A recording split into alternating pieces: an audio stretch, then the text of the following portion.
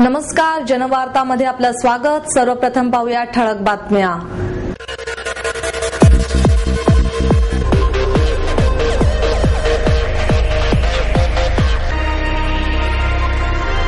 जनलोकपाल विधेयक मंजूर करण्यात यावे या मागणीसाठी उपोषण करणाऱ्या अण्णा हजारे आणि सहकाऱ्यांना पाठिंबा दर्शवण्यासाठी पुणेकर सज्ज। समाविष्ट गावकऱ्यांच्या विकास आराखड्याला मंजुरी देऊ असे नागपूर अधिवेशनात दिलेले आश्वासन लवकरच पूर्ण करू, मुख्यमंत्री पृथ्वीराज चव्हाण यांचे मत।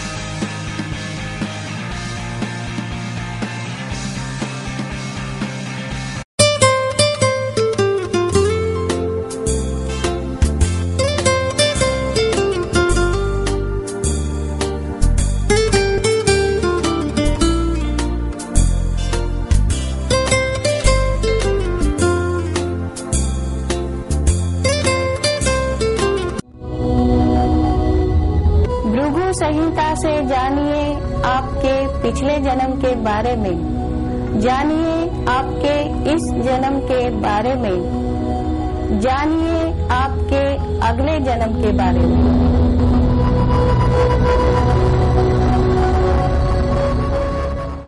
जनलोकपाल विधेयक मंजूर व्हावे या मागणीसाठी उपोषणाला बसलेल्या अण्णा हजारे आणि सहकाऱ्यांना पाठिंबा दर्शवण्यासाठी पुण्यातील विविध संघटनांनी डेक्कन येथील नदीपात्रात उपोषण सुरू केले आहे। जेल भरो आंदोलनामध्ये सहभागी होण्यासाठी आतापर्यंत शहरातून 3,500 नागरिकांची नोंदणी पूर्ण झाली आहे। जनलोकपाल विधेयकाची जोरदार मागणी करण्यासाठी पुण्यातील डेक्कन जिमखाना बस स्थानकामागील नदीपात्रामध्ये उपोषण आणि धरणे आंदोलन करण्यात आली आहेत। तसेच येथे SMS आणि संकेतस्थळाद्वारे 30 तारखेपर्यंत करण्यात येणाऱ्या जेल भरो आंदोलनामध्ये सहभागी होण्यासाठी नोंदणी पण करण्यात येणार आहे। वैयक्तिक नागरिकांची संख्या वगळता एकूण 23 विविध सामाजिक संघटनांनी जाहीरपणे पाठिंबा दिला असल्याचे येथे सांगण्यात आले। या आंदोलनामध्ये पहिल्या दिवशी किमान 100 नागरिक सहभागी होऊन उपोषण आणि धरणे आंदोलन करत होते। नदीपात्रातील उपोषणाच्या ठिकाणी लोकसभेमध्ये लोकपाल विधेयकावर होणाऱ्या चर्चेचे थेट प्रक्षेपण दाखवण्यात येणार आहे। त्यानंतर येथेही उपस्थितांमध्ये चर्चा करण्यात येईल। या विषयावर जागृती करण्याच्या उद्देशाने उपोषणाच्या ठिकाणी दिवसभर मार्गदर्शन वर्ग घेण्यात येणार आहेत। तसेच जनलोकपाल विधेयकावर बोलण्यासाठी आणि आंदोलकांमध्ये उत्साह निर्माण करण्यासाठी बाहेरूनही वक्त्यांचं पाचारण करण्यात आले आहे, असे समन्वयकांनी सांगितले आहे। समितीचा अध्यक्ष आहे, माझं नाव विजय कुंभार। आता जे आपण सगळं आंदोलनाचं स्वरूप पाहतोय, इथं असो किंवा देशभर असो, हे पाहता आता सरकार समोर लोकांना हवं तसं जनलोकपाल बिल मान्य केल्याशिवाय पर्याय उरलेला नाहीये। शासनाने केवळ लोकांना टीमांना, जनतेला आणि टीमांनालाच नव्हे तर संसदेला सुद्धा फसवलंय असं आमचं स्पष्ट मत आहे। कारण संसदेचा जो सेन्स आहे तो पत्राद्वारे पंतप्रधानांनी अण्णांना कळवला होता। असं असतानाही त्या सेन्सला सुद्धा न जुमानता शासनाने पुन्हा एकदा हे अत्यंत कमजोर असं बिल सादर केलेलं आहे। त्याला देशातल्या सर्व स्तरातून विरोध होत आहे। लोकांनी आता आमच्या भावना समजल्या, सरकारने आता आमच्या भावना समजल्या पाहिजेत आणि ते लोकपाल बिल मान्य केलं पाहिजे। बिल संसदच मान्य करणार याच्या बाबतीत आमच्या मनामध्ये कोणतीही शंका नाही, त्या बाबतीत आमचा कोणताही वाद नाही। लोकसभेमध्ये आहेत, संसदेमध्ये आहेत, ते सुद्धा आमचे प्रतिनिधीच आहेत। त्या प्रतिनिधीने आमच्या भावना समजून घ्याव्यात आणि लोकांच्या भावनांनुसार बिल कायदा तयार करावा, अशी आमची याच्यामध्ये प्रमुख मागणी आहे। आणि मला खात्री आहे ती मागणी मान्य झाल्याशिवाय राहणार नाही। जर ती मान्य झाली नाही तर लोकांचा असाच उत्स्फूर्त प्रतिसाद मिळत राहील आणि हे आंदोलन अधिकाधिक तीव्र होईल।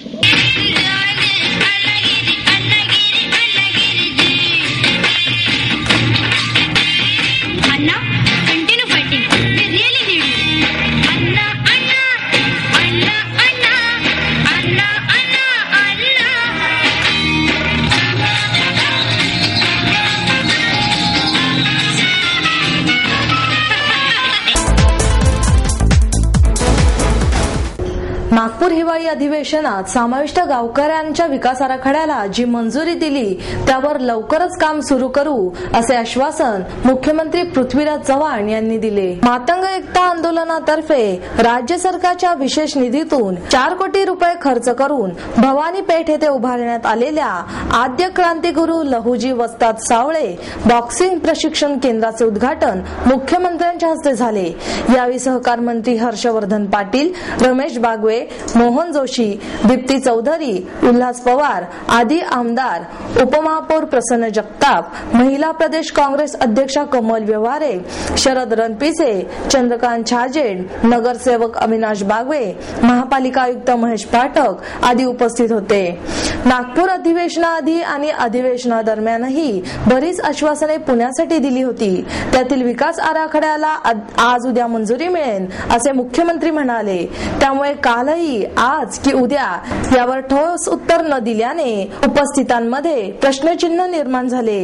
मेट्रोचे आश्वासन दिले होते, कोणाचा विरोध झाला, कोणी नाही म्हटले तरी पुण्यात मेट्रो होणारच, त्याशिवाय पुण्याचा विकास होणार नाही असेही मुख्यमंत्री म्हणाले.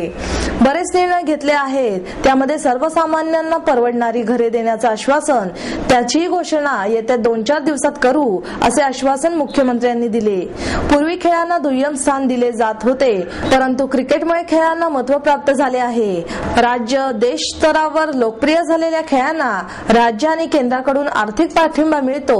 राज्य सरकारने खेळाडूंना मदत करण्यासाठी 1,34,00,000 रुपयांची तरतूद केली असून चांगली कामगिरी करणाऱ्या खेळाडूंना 9,32,00,000 रुपयांची बक्षिसे दिली जाणार आहेत.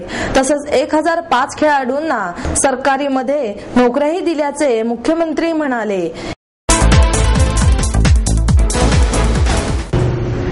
दारूच्या दुष्परिणामांविषयी विविध सामाजिक संस्थांनी चर्चासत्रे आयोजित करावी असे मत ज्येष्ठ सामाजिक कार्यकर्ते बाबा आढाव यांनी व्यक्त केले.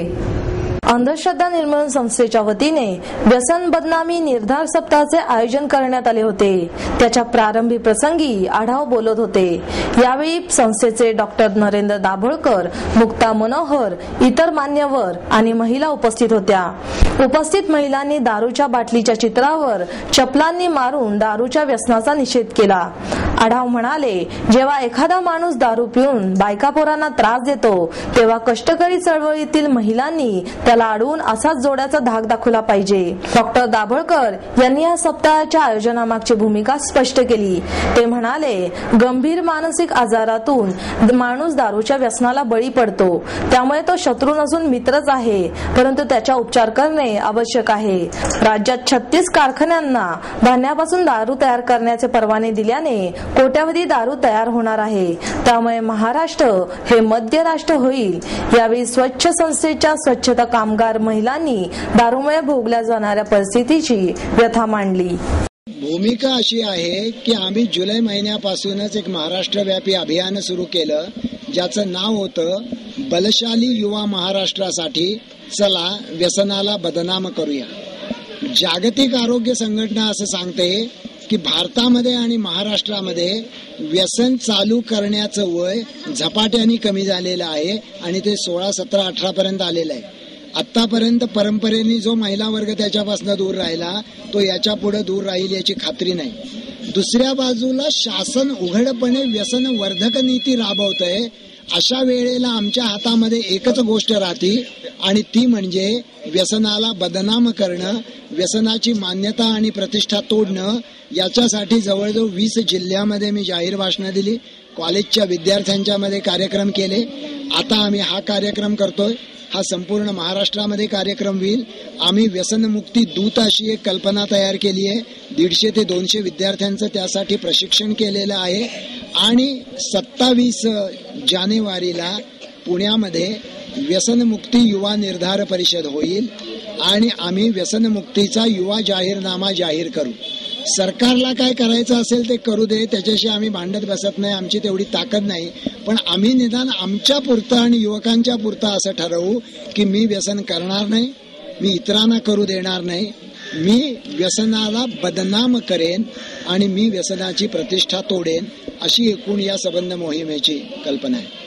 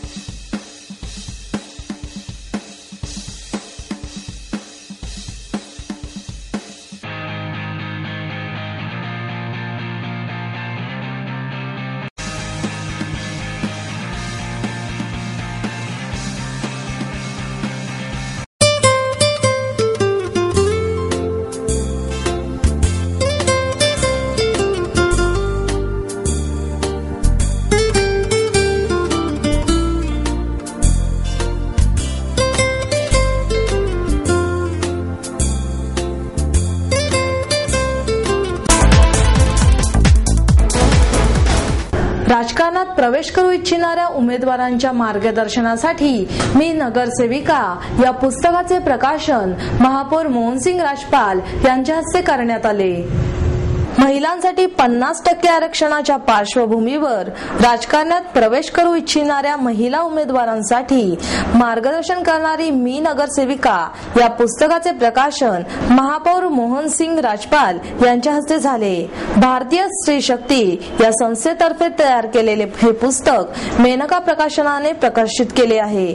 भाजपच्या गटनेत्या मुक्ता टिळक, संस्थेच्या प्रांत उपाध्यक्षा अॅडव्होकेट शालिनी बापट, भारतीय स्त्री शक्ती जागरणाच्या सचिव वैजयंती ढवळे यावेळी उपस्थित होत्या.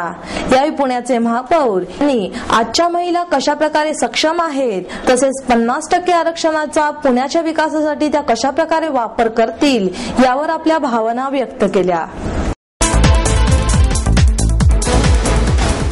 जो व्यक्ती गुरुने दाखवलेल्या मार्गाने पुढे जातो तोच आयुष्यात यशस्वी होतो, असे मत ज्येष्ठ संगीतकार यशवंत देव यांनी व्यक्त केले. बीज गुरुमुळे फोफावते, म्हणूनच कला कोणतीही असो तिला विकसित करायला गुरुच आवश्यक असतो. गुरु मार्ग दाखवतो, मात्र पुढे चालण्याचे काम शिष्याचेच असते. जो त्या मार्गाने नेटाने चालतो तोच यशस्वी होतो, असे मत ज्येष्ठ संगीतकार यशवंत देव यांनी व्यक्त केले. स्वरानंद प्रतिष्ठानाला 41 वर्ष पूर्ण झाल्याच्या निमित्ताने आनंद सोहळ्याचे आयोजन करण्यात आले होते. यावेळी युवा कलाकारांचा सन्मान म्हणून केशवराव भोळे पुरस्कार, संगीतकार निलेश मोहरीर, माणिक वर्मा पुरस्कार, गायक आनंद भाटे यांना, तर उषा अत्रे पुरस्कार, गायिका योगिता गोडबोले पाठक यांना, विजया गदगकर पुरस्कार, गिटार वादक ज्ञानेश देव यांना देव यांच्या हस्ते रोख 5,000 रुपये, सन्मान चिन्ह असे पुरस्काराचे स्वरूप होते. यावेळी सरदेशमुख महाराज शिष्यवृत्ती हार्मोनियम वादक शर्मिन मोमीन हिला देण्यात आली. तसेच ज्येष्ठ वादक भालचंद्र देव यांचाही सन्मान करण्यात आला.